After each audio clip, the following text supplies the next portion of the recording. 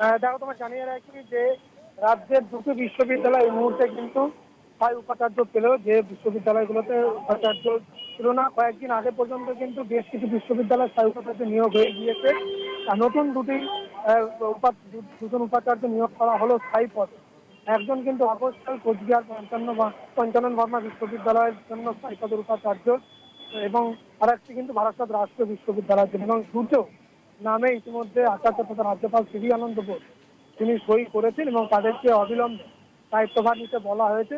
এবং তোমায় জানিয়ে রাখি, এর সঙ্গে আরো 6টি বিশ্ববিদ্যালয়, একটু পরে সে আপডেট আমি দিচ্ছি, আরো 6টি বিশ্ববিদ্যালয়, সেই বিশ্ববিদ্যালয়েও কিন্তু স্থায়ী পদে উপাচার্য নিয়োগ হয়েছে এবং তারও বিজ্ঞপ্তি কিছুক্ষণের মধ্যে প্রকাশিত হবে বলে আমরা জানতে পারছি।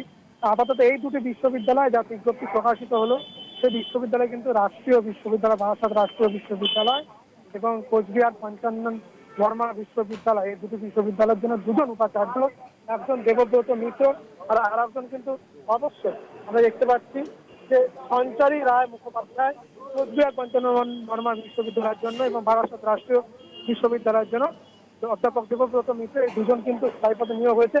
আরো 6টি, অর্থাৎ সব মিলিয়ে 8টি বিশ্ববিদ্যালয়, আরো 6টির বিজ্ঞপ্তি কিছুক্ষণের মধ্যে প্রকাশিত হবে। তার আগেই আমরা ফের ওই 6টি নাম জানিয়ে দেবো স্পষ্টভাবে।